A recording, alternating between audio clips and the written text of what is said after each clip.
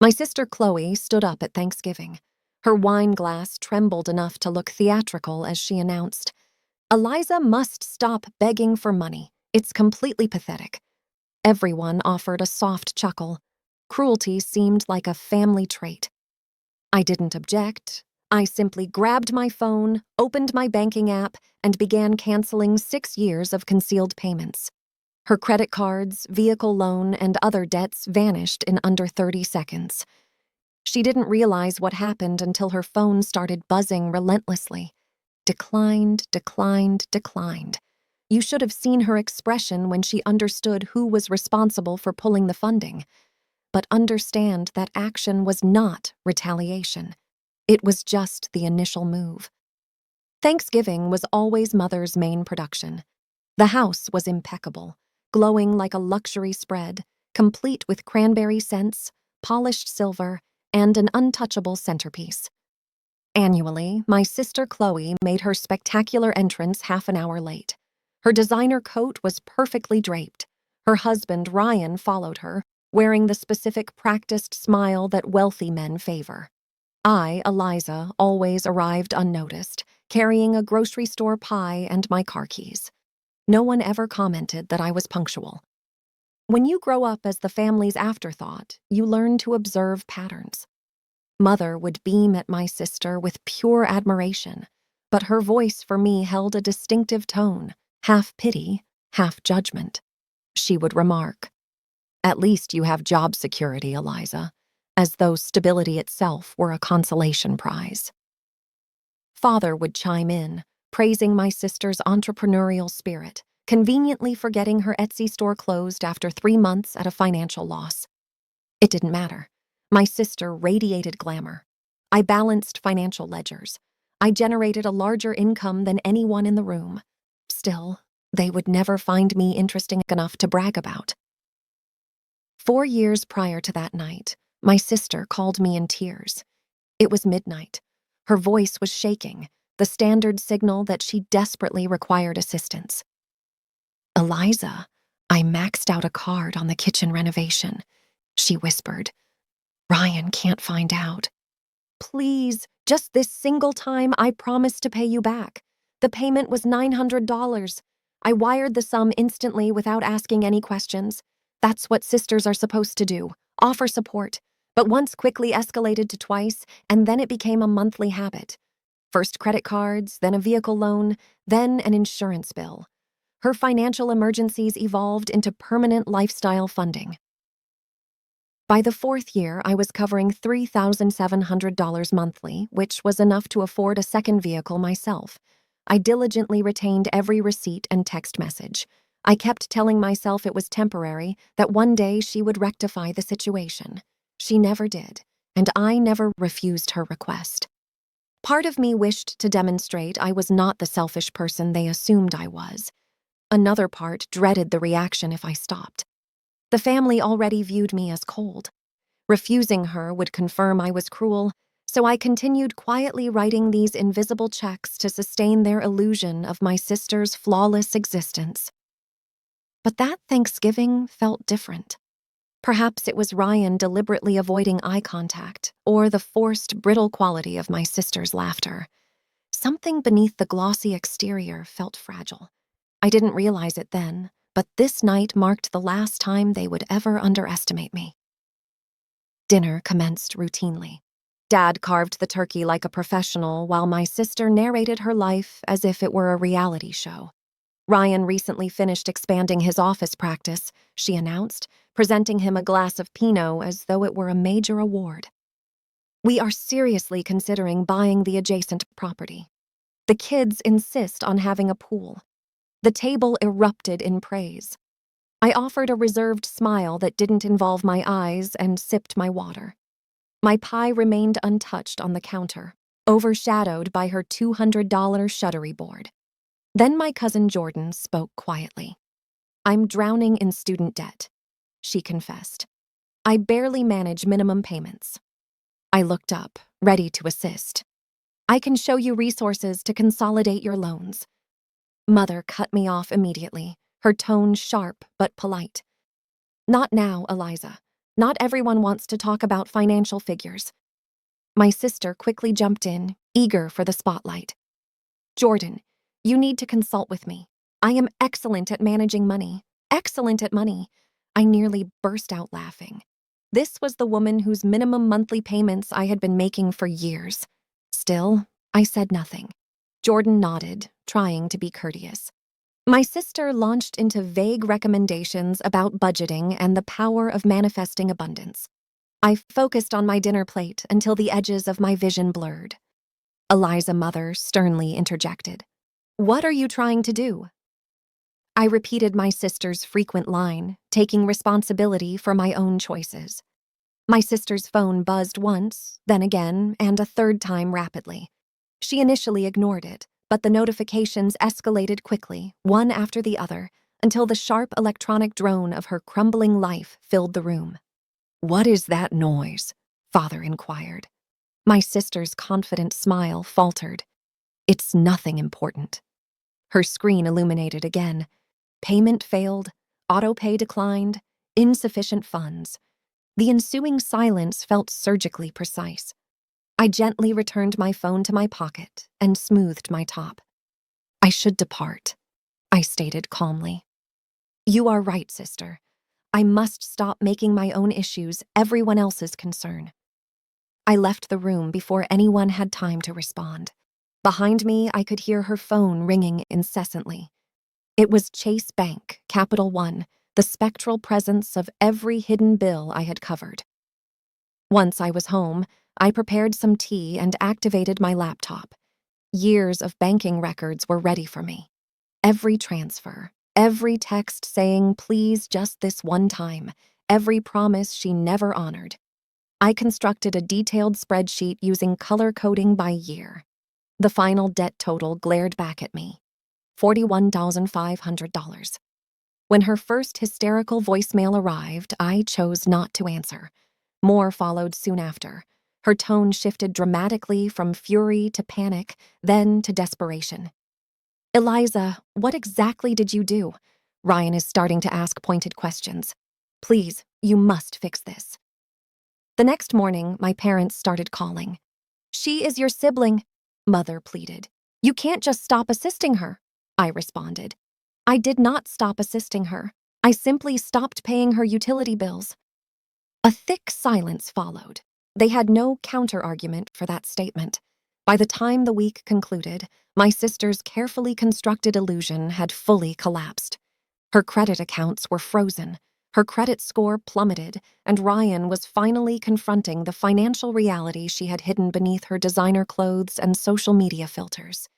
The family's beloved golden child was experiencing a dramatic breakdown, and for the very first time, I felt no guilt. I felt lightness, clarity, and freedom. Understanding that sometimes justice does not require an audience. It only needs a secret password, a steady resolve, and the nerve to press the cancel button. By Monday morning, I gave up tracking her calls. There were 19 voicemails and 42 text messages, each one sounding more frantic than the last. Initially, I refused to listen. I needed absolute deep quiet, but when I eventually played them, they sounded like a formal admission of guilt. "Eliza, what on earth have you done? My payments are bouncing back. I'm begging you, Eliza." "The bank contacted me. Ryan is freaking out. I mean it. This isn't funny." Then there was a message from my mother. "Chloe is very upset. You must resolve whatever problem this is." Resolve. That single word had haunted me my entire existence.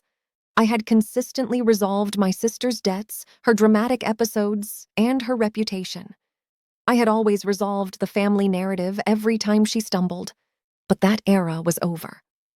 At precisely 8 a.m., an unknown telephone number appeared on my display. I answered. "This is Miss Stone. My name is Denise, calling from Chase Bank. We are verifying the termination of recurring payments made to the account ending in 7734. "That is correct," I confirmed. "May I inquire why you were making payments on someone else's credit card?" I inhaled slowly. It was a familial arrangement. "It has ended." There was a short pause. Then the representative responded with understanding. Cancellation completed.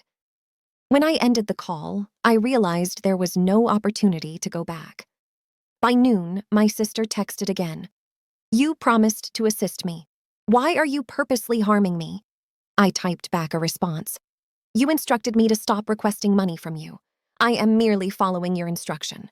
The typing indicator appeared, vanished, and then reappeared. Then came her final message. I currently owe $88,000 in debt. I cannot fix this by myself. The undeniable truth, written down, the amount she had concealed from her husband, the secret I had guarded for so long. I didn't reply. I simply took a screenshot, saved it, and put my phone away. That afternoon, my father placed a call. His tone was measured the way it gets when he is deliberately trying to sound rational. Eliza, your sister is facing serious trouble, he warned. Her credit card providers are threatening to send her accounts to collections. I am aware of that, I replied. Then you need to intervene and do something. I already did something, I said. I ceased covering her monthly bills. He let out a heavy sigh. That is heartless. She is your family. I was her family when I transferred $41,500 I countered. She never gave it back. I remain her sister now. I am simply no longer her financial safety net. You've changed significantly, he stated. No, Dad. I simply stopped pretending that this arrangement was love. By Tuesday, the group chat for the family was buzzing with activity. My Aunt Patrice called me to check in. Next, my cousin Kevin sent a text followed by a voice message from Jordan. I intentionally ignored all of them until Jordan's second message came through. Eliza, I just learned the truth. She told everyone you were constantly begging her for money, all while you were actually paying her bills. That is unbelievable. I could hear the sheer disbelief in her voice. You absolutely must tell people the reality. I don't need to, I replied calmly. The reality is already catching up to her, and indeed it caught up faster than I had anticipated. On Thursday evening, my phone rang again. It was Ryan, her husband. I hesitated briefly before answering. Hey, he started, his voice strained. I wanted to confirm this directly with you. Have you been paying her credit card balances? Yes, I confirmed. For how long were you doing this? For years, I told him. Silence followed. Then a sound that was half a nervous sigh and half a hollow laugh. Good God, he muttered. I didn't intend to interfere between you two. You weren't interfering, I pointed out. You were simply standing beneath us, keeping her afloat. He didn't know what to say in response. He continued speaking. She told me you felt jealous because you couldn't manage your own finances. I actually believed her. I took a moment to swallow. Well, now you have the facts. Yes, now I do, he acknowledged. Ryan did not sound angry at all. He sounded deeply exhausted. It was the kind of fatigue that follows years of self-deception. He expressed his gratitude, then offered an apology. He didn't apologize for my sister, but for accepting the wrong version of events. Friday morning, my sister appeared at my apartment. She wore no makeup. Her eyes were visibly puffy, and she was wearing sweatpants that likely cost more than everything I was wearing. She appeared smaller than I had ever seen her. May I step inside? She asked. I probably should have refused, but I moved aside. She sat down at my kitchen table and started tracing the rim of her coffee cup with her finger. I messed everything up, she admitted. Yes, you certainly did, I agreed. I was drinking too much at Thanksgiving. I just wanted them to believe I was successful. I didn't mean any of those things I said. You called me a beggar, I reminded her. Her lower lip began to tremble. I was terrified. Ryan was getting suspicious of the finances. I thought if I made you appear worse than you, I completed her sentence for her. She simply nodded. I have no idea what to do, Eliza, she whispered. The credit accounts are all frozen. The car might be seized. Ryan is furious. I remained silent. Please, she begged quietly. Just for a few months, I promise I will find work. I will definitely pay you everything back. You've been making that exact promise for 4 years, I pointed out. Her tears began to flow rapidly, ugly, genuine tears. You don't get it. I'm going to lose everything I have. No, I said gently. You already lost it. She blinked as if the realization hadn't registered yet. I stood up and opened the apartment door. I cannot help you, I told her. Not this time. She paused at the threshold. I really am sorry for what happened. I believe you are sorry that your perfect life is ending, I clarified. But I don't believe you are sorry for the things you actually did. She left the apartment without another word. That evening, I sat on my sofa, my small, quiet sofa in my small, quiet apartment, and let out a deep breath for what felt like the first time in years. My phone vibrated only once. A new text message arrived from Ryan. She genuinely means it when she says she's sorry. I am taking control of the situation now. She has started a job. Thank you for everything you did. I didn't reply to him immediately. Some things are best left unspoken. True revenge isn't always explosive or dramatic. Sometimes it is the quiet, steady sound of a door that finally remains shut. And in that ensuing silence, I started hearing the rhythm of my own life beginning again. By the time spring arrived, the story of that Thanksgiving incident had been completely dissected by every branch of our extended family. The older relatives muttered that I had become cold while the cousins called me privately to tell me I had made the correct decision. I didn't correct any of them. I was completely tired of correcting people's perceptions. Ryan sold my sister's large SUV and purchased her a used sedan instead. He canceled their luxurious trip to Turks and Caicos, assumed responsibility for all their accounts, and established automatic debt payment transfers. My sister started employment at a local boutique, working 40 hours a week, constantly on her feet. The person who used to post images from elite vacation spots was now posting photos of neatly folded sweaters and clearance handbags. Mother tried organizing family gatherings to force a reconciliation between us. I attended, but I refused to play my old role. I brought my own food, smiled politely when necessary, and departed early.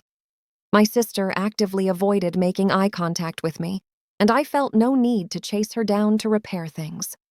One morning, roughly 6 months after that pivotal night, my phone notified me of a deposit. $500 had been transferred into my checking account. A text immediately followed. First payment. It will require 16 years, but I commit to paying back every single dollar you spent. I stared at the notification for a long period. Part of me felt the urge to return the money. Another part recognized that she absolutely needed to do this for her own sake. I typed 2 simple words. Received. Thank you. Life proceeded calmly after that. I redirected the $3,700 I used to spend monthly into investment accounts. By the next Thanksgiving, my portfolio had increased by 34%. I still maintained a simple lifestyle, but now every piece of furniture, every peaceful morning coffee felt genuinely mine. It was all paid for, earned by me, and completely untainted by anyone else's financial instability. At Christmas, my sister and I stood next to each other in Mother's kitchen once more, feeling like strangers who happened to share a childhood. She offered me a plate of cookies without looking up. I am making an effort, she murmured. I know that, I replied. It was not forgiveness I offered. It was simple acknowledgement. Jordan hugged me before she left that night. You taught me how to prevent people from walking all over me, she whispered. You did that by finally refusing to let them walk over you. That's when the true realization hit me. The moment I stopped being the family's scapegoat wasn't when my sister's phone flashed with rejection notices. It was the moment I stopped feeling the need to apologize for doing the right thing for myself.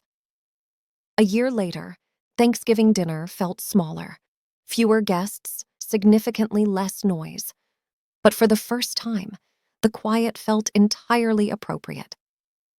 I sat at the identical table where everything had fractured 12 months before.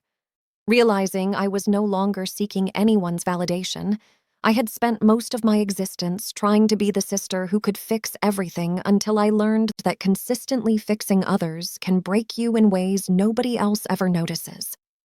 My sister was courteous, composed, almost reserved. She passed me the mashed potatoes, and for the first time there was no deceptive performance behind her smile. I felt no residual anger anymore, only a sense of distance, the kind of distance that finally brings peace. I left early, walking out into the cold night, contemplating all the intangible things I had recovered through my silence, my personal dignity, my accumulated savings, my sense of self-respect. I used to believe revenge meant making them suffer. But true revenge is simply living a good life, undisturbed and truly free. If you have ever been the person who held a family together until the effort destroyed you, this narrative is intended for you. Please leave a comment and share where you are listening from and tell your stories. They remind me that I am not alone. And if you genuinely believe that establishing boundaries is not an act of cruelty, but one of courage, please hit the subscribe button. There are more stories like this one about people who finally stopped apologizing for saving their own lives.